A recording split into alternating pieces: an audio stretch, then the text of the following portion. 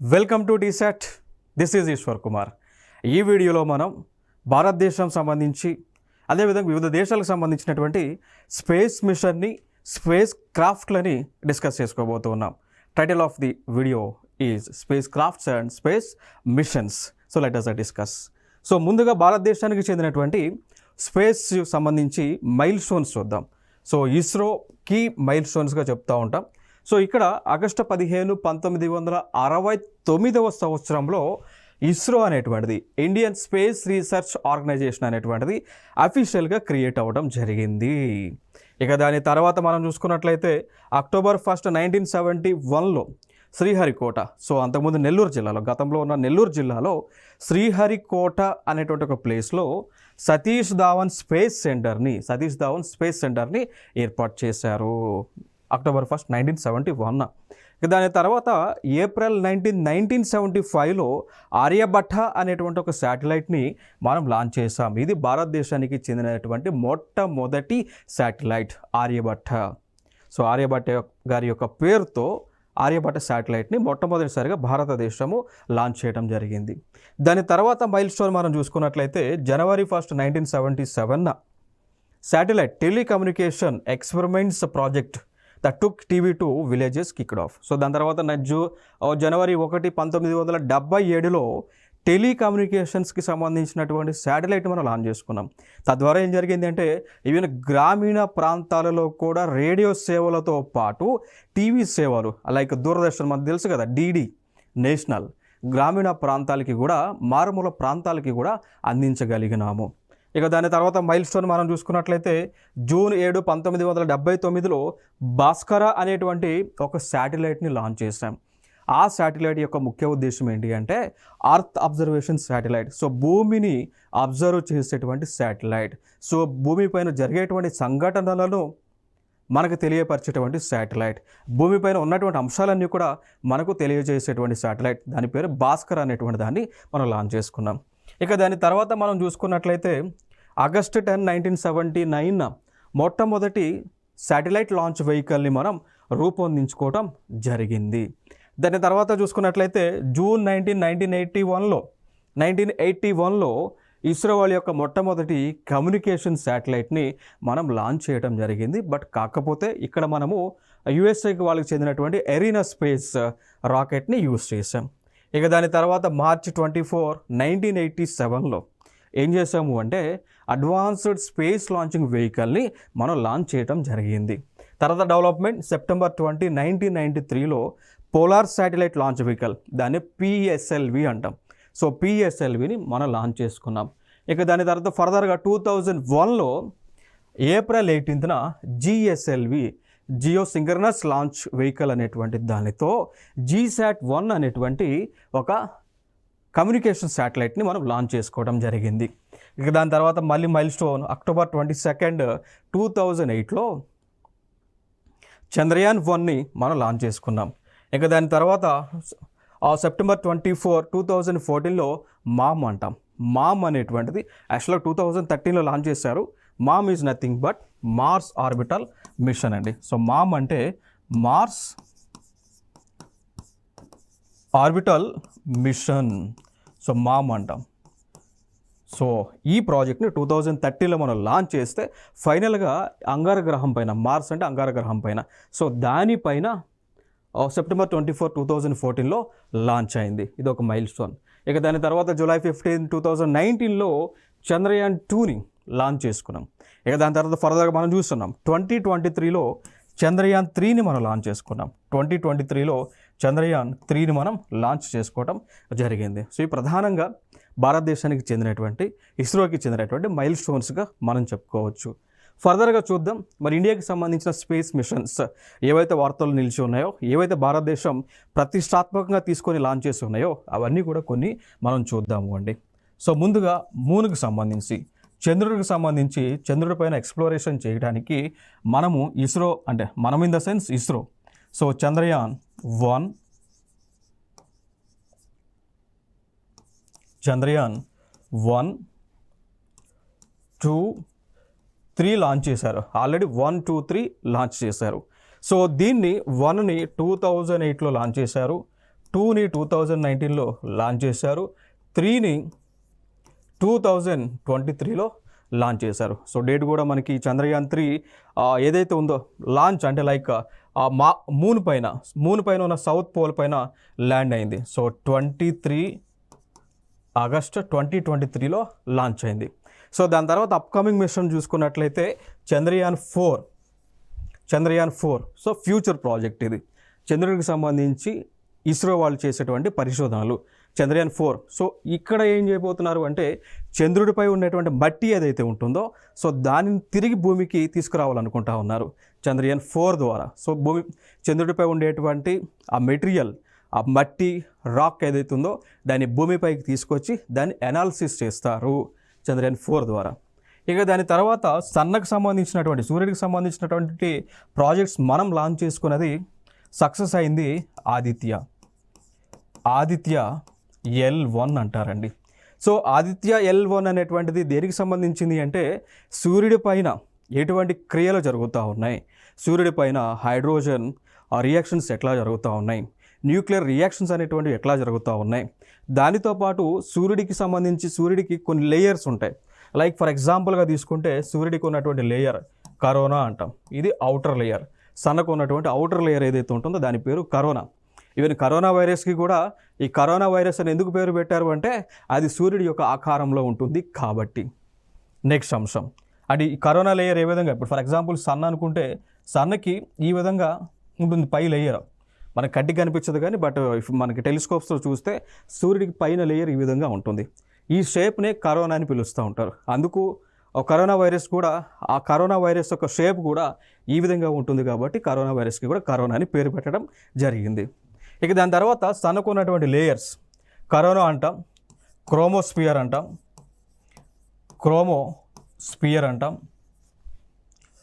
Photosphere అని పిలుస్తూ ఉంటాం. క్రోమోస్పియర్ అండ్ ఫోటోస్పియర్ అని పిలుస్తూ ఉంటామండి. క్లియర్ కదా? సో ఈ లేయర్స్కి పరిశోధన చేసేటువంటి ప్రాజెక్టే Aditya L1. Already Indian government launch చేసింది, మనం సక్సెస్ అయ్యాం. దీన్ని లాంచ్ చేసింది కూడా 2023లోనే. సో 2023లోనే లాంచ్ చేయడం జరిగింది, ఇది ఇంపార్టెంట్. దాని తర్వాత ఇంకొక ప్రాజెక్ట్, దాన్ని మనం అంటాము వీనస్ అని. సో దాన్ని వీనస్ గ్రహానికి సంబంధించింది. క్లియర్ కదా? సో వీనస్ని తెలుగులో ఏమంటామంటే శుక్రగ్రహం అంటాం. తెలుగులో శుక్రగ్రహం, తెలుగులో ఏమని పిలుస్తాము అంటే శుక్రగ్రహం అని తెలుగులో మనం పిలుస్తూ ఉంటాము అండి. సో వీనస్, సో ఈ ప్రాజెక్ట్ పేరునే పిలుస్తూ ఉన్నారు శుక్రయాన్ అండి. ఓకేనా? సో ఈ యొక్క శుక్రగ్రహం పైన, వీనస్ పైన పరిశోధనలు చేసేటువంటి ప్రాజెక్టే శుక్రయాన్ అనేటువంటి ప్రాజెక్ట్. యాక్చువల్గా దీన్ని 2024లో లాంచ్ చేయాలి అని అనుకున్నారు, బట్ కొంత టెక్నికల్ ఇష్యూస్ రావడం వలన దీన్ని పోస్ట్పోన్ చేశారు 2026కి చేద్దామని. అది కుదిరితే 2025లో చేస్తారు, లేదంటే 2026లో ఈ శుక్రయాన్ ప్రాజెక్ట్ని లాంచ్ చేస్తారు. దాని తర్వాత ఇంకొక ప్రాజెక్ట్స్ మనం చూసుకున్నట్లయితే మామ్ అంటాం. Mission orbital Mars orbital mission అండి, MOM అంటాం. సో ఇది దేనికి సంబంధించింది? మార్స్ అంటే అంగారక గ్రహానికి చెందినది. సో అంగారక గ్రహం పైన పరిశోధనలు చేసేటువంటి ప్రాజెక్టే MOM. ఓకేనా? సో దీనిని ఆల్రెడీ దీనిలో 1 ఉంటుంది. 1 మనము 2013లో లాంచ్ చేయగా 2014లో అంగారక గ్రహం పైన ల్యాండ్ అయింది, సక్సెస్ అయ్యాం. క్లియర్ కదా? సో నెక్స్ట్ మార్స్ని చేయబోతూ ఉన్నారు, మళ్ళీ మామ్ 2ని చేయబోతూ ఉన్నారు, ఫ్యూచర్లో చేయబోతూ ఉన్నారు. మోస్ట్ ప్రాబబ్లీ గవర్నమెంట్ 2028కి అనుకుంటా ఉన్నారు. ఓకేనా? 2028కి అనుకుంటా ఉన్నారు. ఇది ఒక అంశం. ఇక దాని తర్వాత ఇది కాకుండా, మామ్ కాకుండా, శుక్రయాన్ కాకుండా, ఆదిత్య కాకుండా ఇంకొక భారీ ఎత్తులో ప్రభుత్వం చేయబోతూ ఉంది. దానినే భారతీయ అంతరిక్ష సెంటర్ అంటాం, భారతీయ అంతరిక్ష కేంద్రం అని కూడా పిలుస్తూ ఉంటాం, లేదా ఇండియన్ స్పేస్ సెంటర్ అని కూడా పిలుస్తూ ఉంటాం. సో భారత ప్రభుత్వం ప్రతిష్టాత్మకంగా తీసుకొని లాంచ్ చేయబోతూ ఉన్నారు. ఓకేనా? సో భారత్ స్పేస్ సెంటర్ ఇదేంటో తెలుసా? ఇప్పుడు United states of America, Russia గతంలో కలిసి ఇంటర్నేషనల్ స్పేస్ స్టేషన్ అనేటువంటిది ఏదైతే ఏర్పాటు చేశారో ఆ విధంగా భారతదేశానికి చెందినటువంటి భారతీయ అంతరిక్ష కేంద్రాన్ని లేదా భారతీయ స్పేస్ సెంటర్ని ఏర్పాటు చేయబోతూ ఉన్నారు. ఎప్పటికండి? 2040కి. యాక్చువల్గా ఇది 36కి చేద్దామని అనుకున్నారు కానీ బట్ ఫీజిబిలిటీ అయ్యేటువంటి సిచ్యువేషన్ లేనందున 2040 కల్లా భారతదేశానికి చెందినటువంటి లైక్ ఇంటర్నేషనల్ స్పేస్ సెంటర్ లాగా భారతీయ అంతరిక్ష కేంద్రాన్ని ఏర్పాటు చేసేటువంటి ఆలోచనలో ఉన్నారు. సో దీనికి సంబంధించి కొన్ని ఇన్ఫర్మేషన్ మీకు చూపిస్తాను. ఇది ఇంటర్నేషనల్ స్పేస్ స్టేషన్. సో ఇది కొన్ని దేశాలు అనగా ఇప్పుడు ఇది 2 దేశాలు కలిపి చేసినాయండి. ఇప్పుడు మీకు ఇమేజెస్ నేను చూపిస్తా. ఇక్కడ ఇమేజెస్ని మీకు నేను చూపించడం జరుగుతుంది. ఈ పార్ట్ ఇక్కడ ఉన్నటువంటి పార్ట్ అంతా కూడా ఇది రష్యన్ ఆర్బిటల్ సెగ్మెంట్, రష్యా దేశం వాళ్ళు తయారు చేశారు. అంతరిక్షం ఇది ఎక్కడ ఉంటుందో తెలుసా? భూమి నుంచి 400 కిలోమీటర్ల ఎత్తులో ఆకాశంలో ఉంటుంది.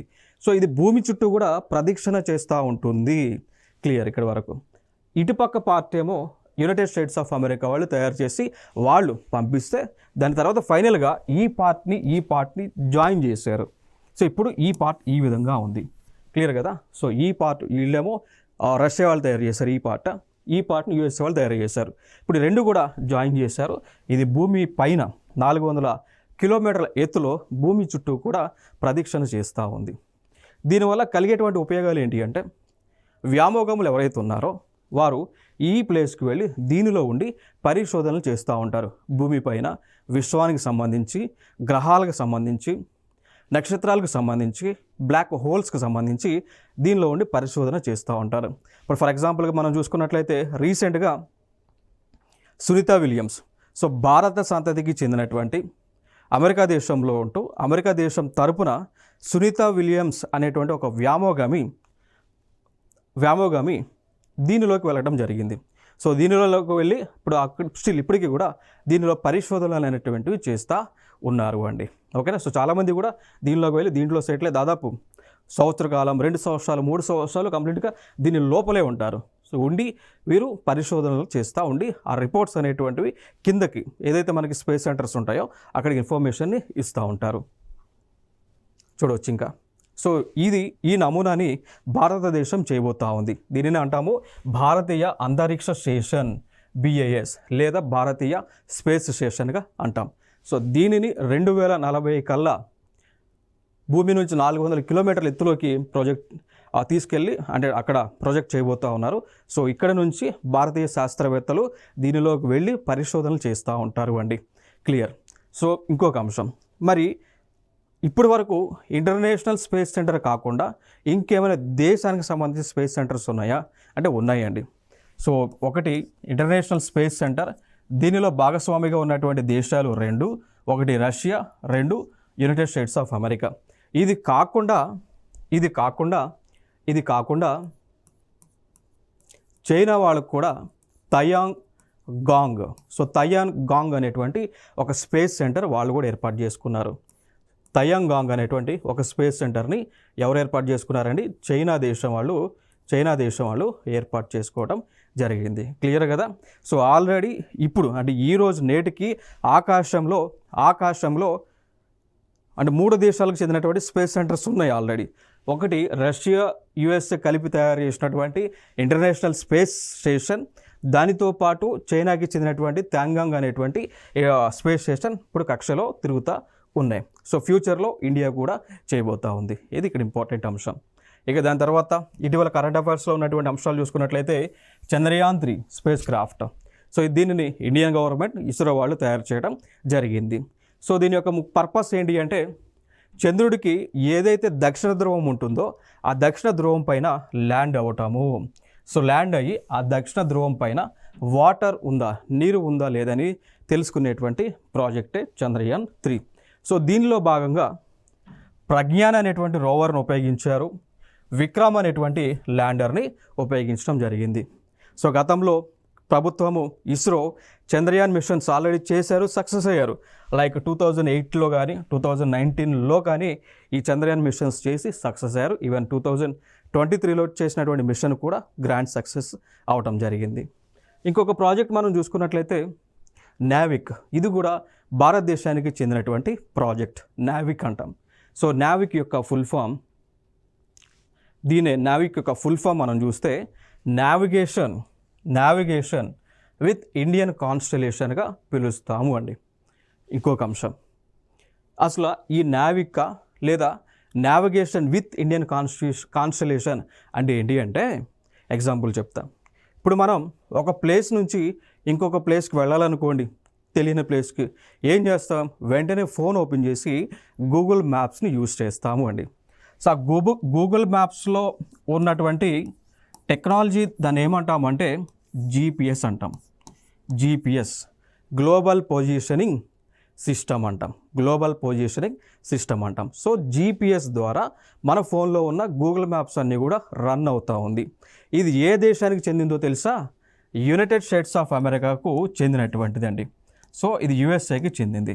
సో మనం ఇండియాలో గూగుల్ మ్యాప్ యూస్ చేసుకుంటున్నాము అంటే దానికి యూస్ చేసినందుకు ఛార్జెస్ మనం యుఎస్ఏ వాళ్ళకి చెల్లిస్తూ ఉన్నాం. క్లియర్ కదా? So GPS belongs to United states of America. ఇంకొక అంశం ఇంకా ఫర్దర్గా గ్లోనెస్ అని ఉంటుంది, లేదా గ్యాలిలియో అని ఉంటుంది. సో గ్యాలిలియో అనేటువంటి ఇంకొక నావిగేషన్ సిస్టమ్ ఉంటుంది. మరి ఇది ఏ దేశానికి చెందినటువంటి నావిగేషన్ సిస్టము అంటే ఇది యూరోపియన్ యూనియన్కి చెందినటువంటిది అండి. సో ఇది యూరోపియన్ యూనియన్కు చెందినటువంటిది. సో యూరోపియన్ యూనియన్కు చెందినటువంటి నావిగేషన్ సిస్టమ్. దాని తర్వాత మనం చూసుకున్నట్లయితే గ్లోనాస్ అనేటువంటి వ్యవస్థ ఉంటుంది.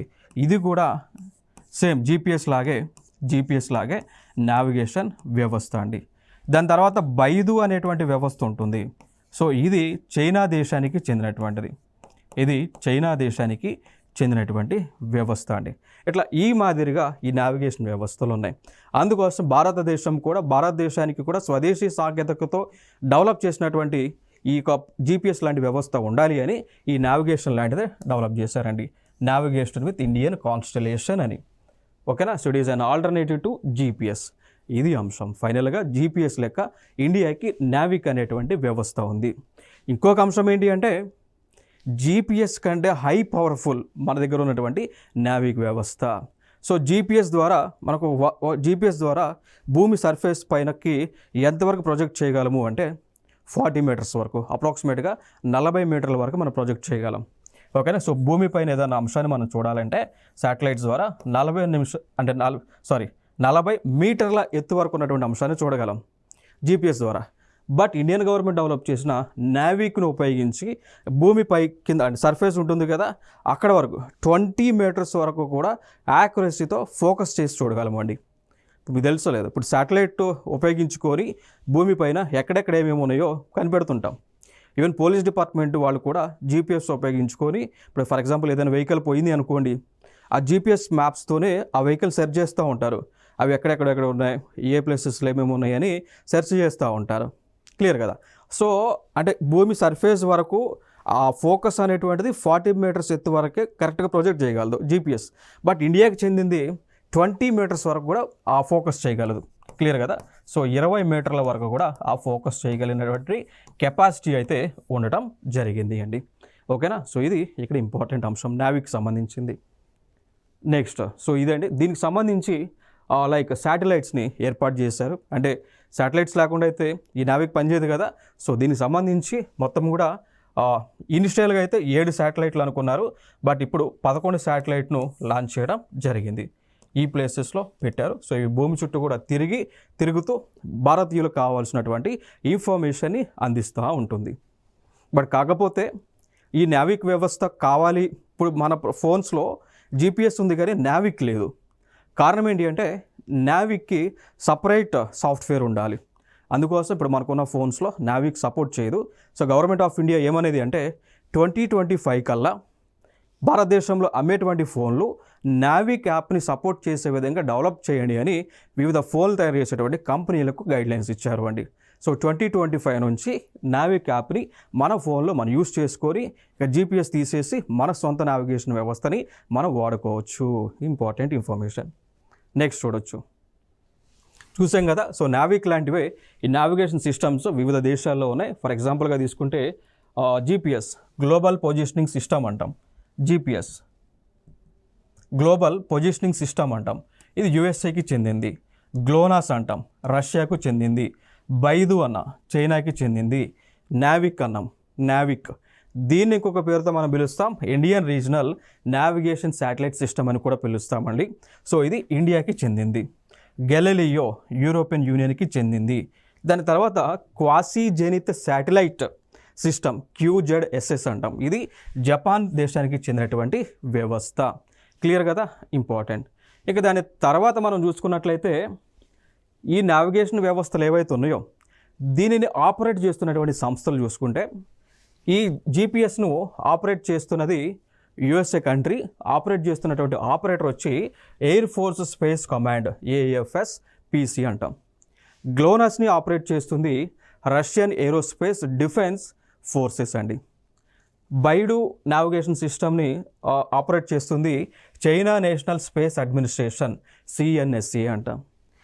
ఇండియాకి సంబంధించిన నావిక్ని లేకపోతే IRNSSని ఆపరేట్ చేస్తుంది ఇస్రో వాళ్ళు.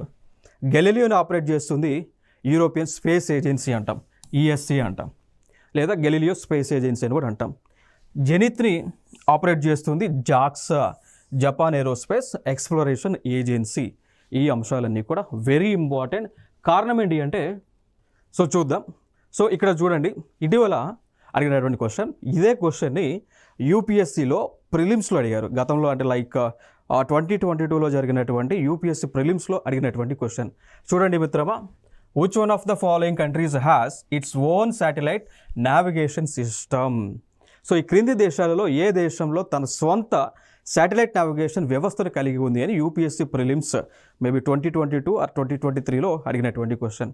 ఆప్షన్ చూడండి, ఇక్కడ Australia, Canada, Israel and 4 Japan ఉంది. మరి ఆన్సర్ ఏమై ఉండొచ్చు? ఇప్పుడు మనం డిస్కస్ చేసాం ప్రీవియస్ స్లైడ్స్లో. చూడండి ఆన్సర్ ఏమై ఉండొచ్చు. ప్రీవియస్ స్లైడ్ మనం డిస్కస్ చేసామా, ఆ దేశంలో ఏ దేశాలు ఉన్నాయి? జపాన్ ఉంది, USA ఉంది, చైనా ఉంది, రష్యా ఉంది, యూరోపియన్ యూనియన్ ఉంది, ఇండియా కూడా ఉంది. 6 దేశాలు ఉన్నాయి. ఆ దేశాల్లో మరి ఏ దేశం ఉంది ఇక్కడ? Exactly Japan is the answer. చూడవచ్చు మీరు. అంటే ఈ విధంగా క్వశ్చన్స్ అడుగుతూ ఉన్నారు. ఎందుకంటే నేను ఈ క్వశ్చన్ ఎందుకు ప్రొజెక్ట్ చేశాను అంటే ఇక్కడ మీకు అర్థం అవడానికి ఎటువంటి క్వశ్చన్స్ వస్తూ ఉన్నాయని. Important area. నెక్స్ట్ చూద్దాం. ఆదిత్య L1 స్పేస్ క్రాఫ్ట్ అంటాం. ఇది ఇండియాకి చెందింది. ఇస్రో వారు దీన్ని లాంచ్ చేయడం జరిగింది. ఆదిత్య L1 యొక్క ముఖ్య ఉద్దేశం ఏంటి అంటే సన్ని సూర్యుడి పైన పరిశోధనలు చేయటానికి. ఓకేనా? సూర్యుడు భూమి పైన ఏ విధంగా ప్రభావం చూపుతూ ఉన్నాడు, సూర్యులో ఎటువంటి రియాక్షన్స్ జరుగుతూ ఉన్నాయి, న్యూక్లియర్ రియాక్షన్స్ అనేటువంటివి ఎట్లా జరుగుతూ ఉన్నాయి, సూర్యుడు ఏ విధంగా ఏర్పాటయ్యాడు, సూర్యుడి యొక్క ఆరిజిన్ ఏంటి అనేటువంటి అంశాలన్నీ కూడా తెలుసుకోవడానికే మనము ఆదిత్య L1 అనేటువంటి ప్రాజెక్ట్ మనం లాంచ్ చేయడం జరిగింది. ఇంకొక అంశం ఏంటి అంటే ఇక్కడ ఆదిత్య L1 అన్నారు. L1 అంటే ఏంటి అంటే it is nothing but Lagrange point అంటాం. ఇప్పుడు ఫర్ ఎగ్జాంపుల్కి చెప్పాలి అంటే మనం ఏదైనా ఒక బాడీ తీసుకున్నాము అనుకోండి, లేదా ఒక సూర్యుడు తీసుకోండి, సూర్యుడు గారు లేదా భూమి లేదా రకరకాల గ్రహాలు తీసుకోండి. ఏ సెలిస్టియల్ బాడీకైనా ఏ ప్లానెట్కైనా తన సొంతగా గురుత్వాకర్షణ శక్తి ఉంటుంది. దానికి గ్రావిటేషనల్ ఫోర్స్ అంటాం. ఓకేనా? ఇప్పుడు ఫర్ ఎగ్జాంపుల్ ఈ పెన్ను నేను కింద పడేస్తే కిందకే పోదు, ఎందుకంటే భూమికి గ్రావిటేషనల్ ఫోర్స్ ఉంటుంది కాబట్టి. బట్ ఒక పాయింట్లో ఈ భూమికి కొంత దూరంలో ఒక పాయింట్లో గ్రావిటేషనల్ ఫోర్స్ అనేటువంటిది 0 అయింది, లేదా నలిఫై అవుతుంది, లేదా ఈక్వల్ అవుతుంది. అర్థమైంది? ఇప్పుడు ఫర్ ఎగ్జాంపుల్ ఇది భూమి లేదా సూర్యుడు అనుకోండి. ఈ ప్లేసెస్లో భూమికి ఇంత దూరంలో 3 పాయింట్స్లో ఫర్ ఎగ్జాంపుల్ అర్త్ తీసుకుంటే 400 కిలోమీటర్ల ఎత్తులో లాంగ్రేంజెస్ పాయింట్స్ ఉంటాయి. సూర్యుడికి కొంత డిస్టెన్స్లో పాయింట్స్ ఉంటాయి. ఓకేనా? ఈ పాయింట్లో మనం ఏం పెట్టినా కానీ అది ఏం అవుతుంది అంటే భూమి చుట్టూ తిరుగుతూ ఉంటాయి.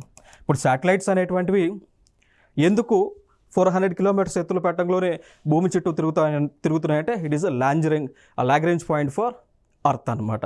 అందుకోసం సూర్యుడికి కూడా పాయింట్స్ ఉన్నాయి, L1 అని, L2 అని, L3 అని. మనం ఏం చేసామంటే ఆదిత్య అనేటువంటి స్పేస్ క్రాఫ్ట్ సంబంధించిన ఏదైతే వ్యవస్థ ఉందో దాన్ని తీసుకొచ్చి ఈ L1లో ప్రాజెక్ట్ చేసామన్నట్టు. అందుకోసం ఇది సూర్యుడి చుట్టూ కూడా తిరుగుతూ ఉంది. భవిష్యత్తులో L2 పాయింట్లో శాటిలైట్ని పెడతాం, ఇంకా భవిష్యత్తులో L3 పాయింట్లో లాంగ్రేంజ్ పాయింట్ 3లో శాటిలైట్ని పెడతాం అన్నట్టు. అట్లా ఈ L1 అనేటువంటిది మనకు రావడం జరిగింది. తర్వాత చూద్దాం ఇంకొక లాంచ్, ఎక్స్పోసాట్ అని అంటాం. ఎక్స్పోసాట్ ఎక్స్రే పొలారీమీటర్ శాటిలైట్ అండి. ఎక్స్రే పొలారిమీటర్ శాటిలైట్ ఇండియా తయారు చేసింది. పర్పస్ ఏంటి అంటే అంతరిక్షంలో బ్లాక్ హోల్స్ అంటాం, కృష్ణ బిలాల్ అంటాం, బ్లాక్ హోల్స్. దాని తర్వాత న్యూట్రన్ స్టార్స్ ఉంటాయి, మ్యాగ్నెటార్స్ ఉంటాయి, కాస్మిక్ సోర్సెస్ ఉంటాయి. ఓకేనా?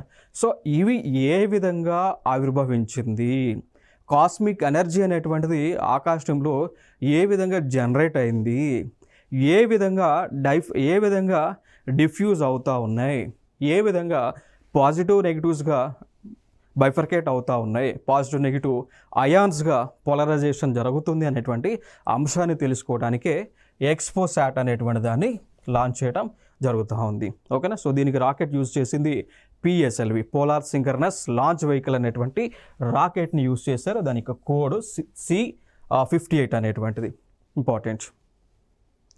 సో నెక్స్ట్ ప్రాజెక్ట్ చూస్తే మామ్ అంటాం, మార్స్ ఆర్బిటల్ మిషన్ అని పిలుస్తూ ఉంటాం.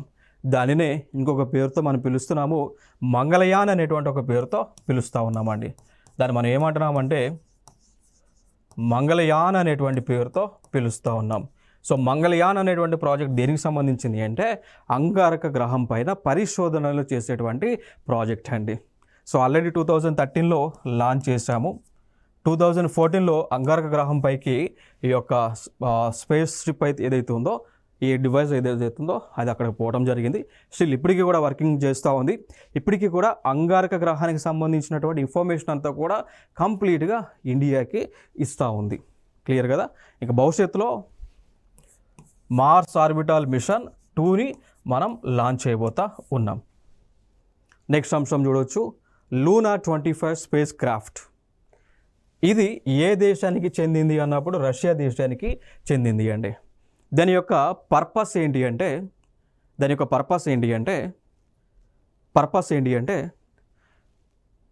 మూన్ ఏదైతే ఉందో చంద్రుడు ఎవరైతే ఉన్నారో చంద్రుడికి ఉన్నటువంటి సౌత్ పోల్ పైన ల్యాండ్ చేయటం. ఇప్పుడు ఇది మూన్ అండి. మూన్కి నార్త్ పోల్ ఉంటుంది, సౌత్ పోల్ ఉంటుంది. భూమికి లెక్క నార్త్ పోల్, సౌత్ పోల్ ఉంటుంది. సో సౌత్ పోల్ పైన వాళ్ళ ఈ యొక్క స్పేస్ క్రాఫ్ట్లను లాంచ్ చేసి అక్కడ పరిశోధనలు చేసేటువంటి ప్రాజెక్ట్ లూనా 25. ఇది ఇస్రో వాళ్ళు ప్రారంభించినటువంటి Chandrayaan 3 at a time launch చేస్తారు. బట్ ఇండియాకి చెందిన చంద్రయాన్ 3 సక్సెస్ అయింది, రష్యాకి చెందినటువంటి లూనా 25 ఫెయిల్ అవటం జరిగింది. సో ఇండియా సక్సెస్ చేసింది, రష్యా ఇక్కడ ఫెయిల్ అవటం జరిగింది. సో ఇది కూడా సౌత్ పోలే. ఇంకొక అంశం ఏంటి అంటే ఇక్కడ చంద్రయాన్ 3 ఏదైతే మనం మాట్లాడి ఉన్నామో, చంద్రయాన్ 3 యొక్క ల్యాండర్ కానీ రోవర్ కానీ చంద్రుడి యొక్క సౌత్ పోల్ పైన ల్యాండ్ అయింది అండి.